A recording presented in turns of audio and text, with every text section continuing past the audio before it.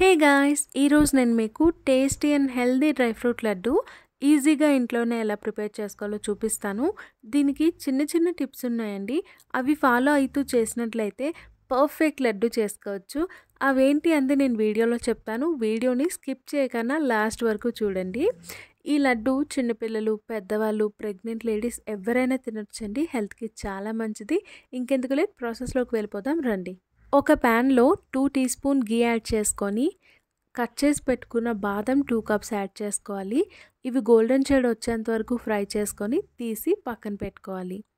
ఇప్పుడు అదే ప్యాన్లో 1 టీ స్పూన్ గీ యాడ్ చేసుకొని కట్ చేసి పెట్టుకున్న 2 కప్స్ కాజు యాడ్ చేసి గోల్డెన్ షేడ్ వచ్చేంత వరకు ఫ్రై చేసుకొని తీసి పక్కన పెట్టుకోవాలి. ఇప్పుడు అదే ప్యాన్లో 1 టీ స్పూన్ గీ యాడ్ చేసి 1 కప్ పంప్కిన్ సీడ్స్ యాడ్ చేసుకొని ఫ్రై అయ్యాక తీసి పక్కన పెట్టుకోవాలి.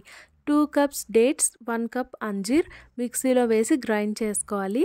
గ్రైండ్ చేసేటప్పుడు పాలు కానీ వాటర్ కానీ యాడ్ చేయొద్దండి.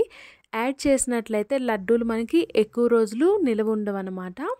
ఇప్పుడు అదే ప్యాన్లో 2 టీ స్పూన్ గీ యాడ్ చేసుకొని మనం గ్రైండ్ చేసి పెట్టుకున్న డేట్స్ అండ్ అంజీర్ యాడ్ చేసుకొని కొద్దిగా కలుపుతూ ఉండాలి.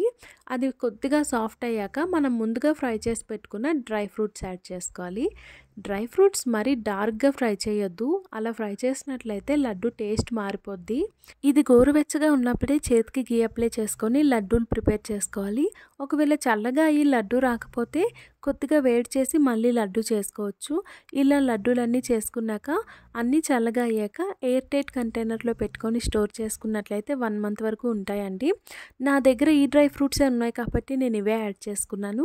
మీ దగ్గర ఇంకేమైనా ఉంటే మీరు అవి యాడ్ చేసుకోవచ్చు. ఈ వీడియో మీకు నచ్చింది అనుకుంటున్నాను. Do like, share and subscribe. Bye bye.